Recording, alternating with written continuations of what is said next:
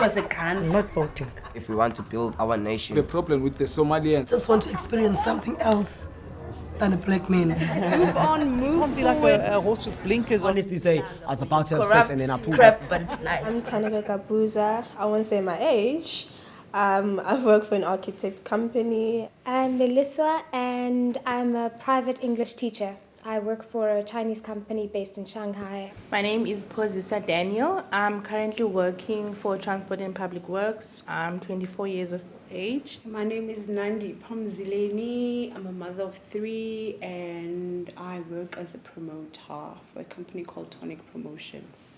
I don't think there's equal rights when it comes to the job market.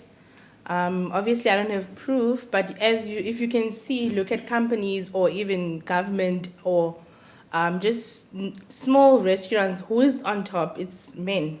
It's not ladies that are leading. It's very rare you get like a CEO that's a lady or like a manager or someone in a high position that is a lady. My main concern is not equality as such. It's more to do with the differentiation that we need to be given, like the leniency, because we definitely do have greater challenges as women. We have to face home duties, social stereotypes, social gender stereotypes, and all of that. And above it all, if you do make it to the level where you are in a senior position in a company, you are basically given the extreme strictness to be a man in the position. Pressure. Whereas you should be a woman and still be efficient in the job and still be differentiated as an equally capable candidate for any job. So we are not given, in a way, leniency. We are given a sort of, you want to be equal? Well, you have to have the balls for it. We don't have balls. We don't need balls. We just need a bit of differentiation. Saying that we are child bearers, the fact is that we always, if you're going to be in a high position, you're always going to have that reason why I can't be at work, why I can't go somewhere else, because you have to obviously think about your kids, because we women, we've got families. So I think with them, it's not mainly because they think we don't have the balls, maybe. It's just that they actually, the way that they see it is that we're always not going to be able to make it up there. We're always going to have that reason not to be at a certain place at a certain time. Well, I have a very interesting observation from my job. I mean, it's not really that women look down upon or that they patronize. It's more of a sense of, okay, they're that overly ambitious, so we're going to exploit it. Like, we have women managers everywhere, and they basically organize everything about the job, everything about schedules, classes, and everything. And it makes me wonder, are there no men who are interested in the job, or are they seriously thinking, okay, since you're that ambitious, we're going to let you do the thing for less, obviously. Because they're never really ever given the same accreditation. It's almost like they dare you. They can actually play the dare game that says, I will push you as far as, like, just to see how far you can go. You know what I mean? Whereas with women, it's almost like there's a shortcut. They're always willing to take the shortcut. Because the thing is, you're not willing to gamble. If I'm going to gamble, who's going to pay for my student loan? We have responsibilities. And those responsibilities are not going to go away just because you wanted 15,000 and they first offered you 8,000. You said no. When that 8,000 rand is gone, what are you going to do? Who's going to pay? I think we need a lot of awareness. I mean, I believe that we need to make them aware that women, they also have capabilities of becoming what they want to be, CEOs and top management. And I think as well as women, we need to make sure that we work together. Yeah, I'm going to be really brutal now. I've only dated African men, and I've only been most of the time in an African environment, meaning my kind of people like Xhosas or Abazul. What I've noticed is if you're a woman and you wear something with a cleavage and you're feeling good about yourself, they see it as you advertising yourself. And it has traumatized me because I like just being free, but I don't dress like that anymore. I don't show off my cleavage. I don't like wearing short stuff because if I wear that cleavage, the only thing they're going to look at is my breast, and it's disgusting and it's not nice. And if you're wearing shorts, that's even worse. There was a girl that was raped at, I think it was Joburg, at the taxi rank. Ever since that thing happened, I have never ever again, if I'm going to go to a taxi rank, I'd rather wear shorts at home.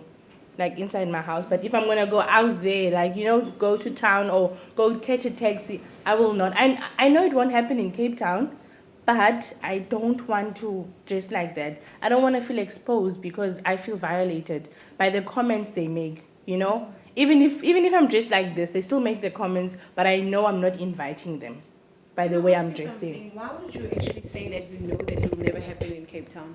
Okay, I'm not really sure, but I would like to think it won't happen in Cape Town. Can I tell you something? Do you know Banza?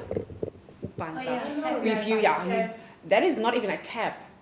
If you're wearing, because I've been, like you say, tapped many times, and the first time it happened, this guy had actually took his whole hand and just went straight in there. In front?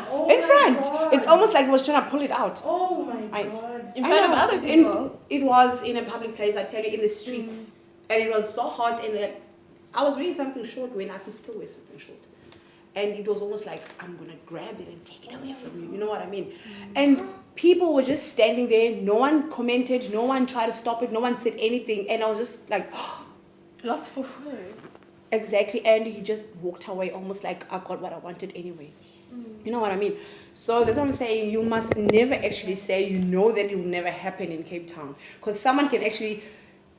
It doesn't have to be a big thing. It doesn't like have to be like physically raping you. They can rape you with their eyes by touching you. You know what I mean? And they can actually take your self-respect by just giving you that tap that you're talking about. You know what I'm saying? I work a graveyard shift, so I'm always having to travel at night. And I've noticed it's been a year. I haven't worn shorts or a skirt or anything. I'm always literally in hoodies and sneakers.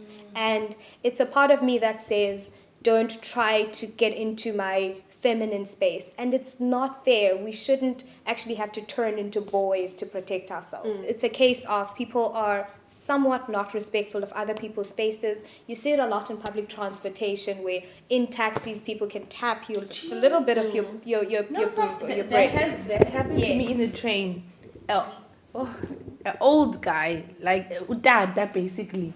Like someone, he's not like, I wouldn't see, like he's not old, but he's a father figure, he's a dad.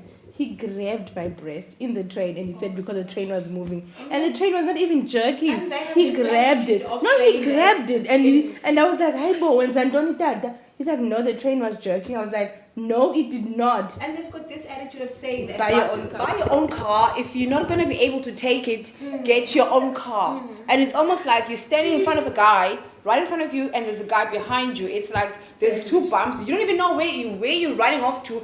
You stand there and you let them violate you. And I think you just have to accept it because it's a public transport. Because when you're in public, there is no personal space. When you are in a public space, in public place, there is no personal space.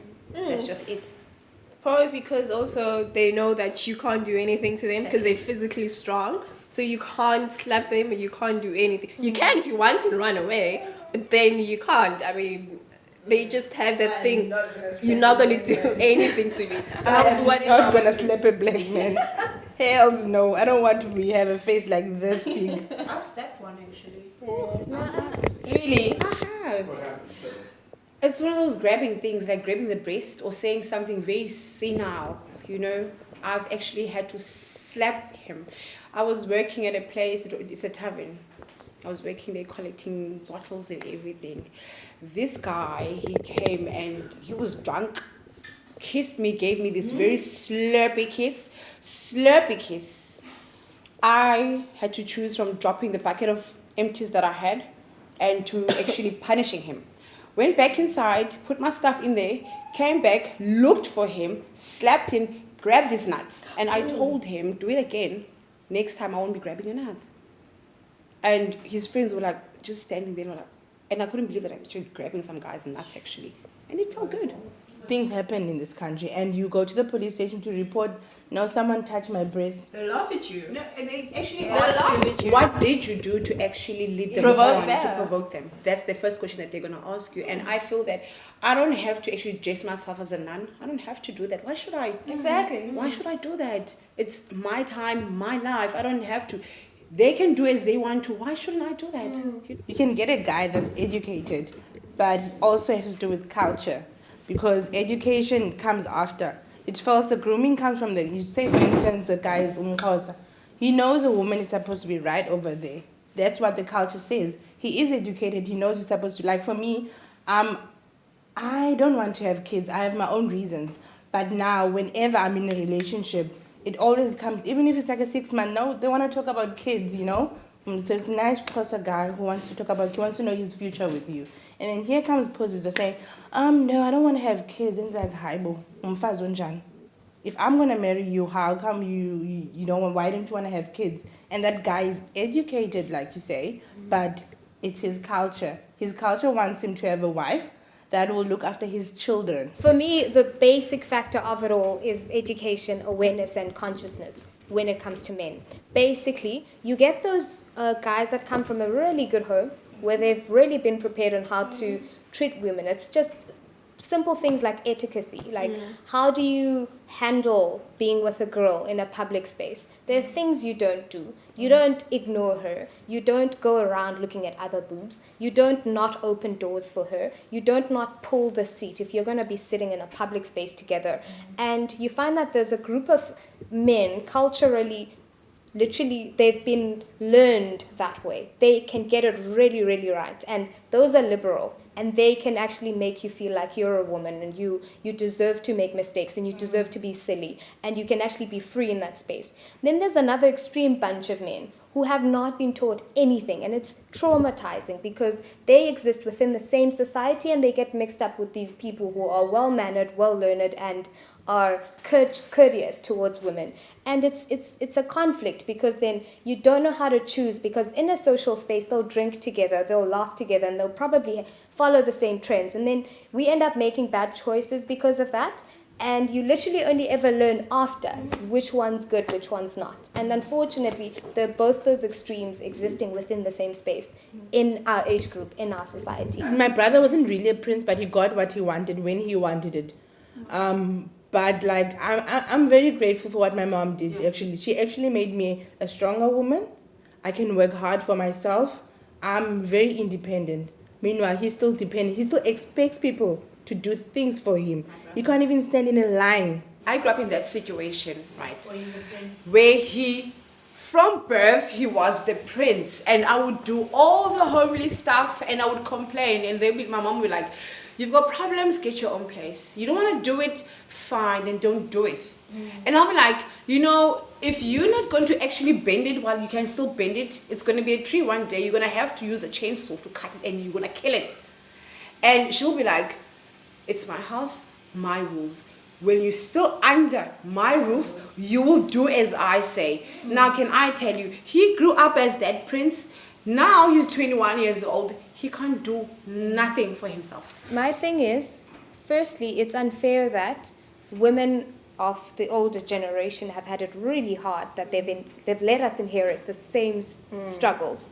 And in a sense, I don't agree that we are supposed to be strong. Why must I be strong? Why must I actually be prepared for the worst hurricane in the world? Why must I literally now have to be a man in a woman's body, still perform woman chores, and then still have the strength of the Iron Man? That's really not fair. And in a sense, if it doesn't discontinue, we literally are the ones that are passing it on. Because now, when we have kids, you're going to teach them, listen, it's a dog-eat-dog world. You've got to be stronger.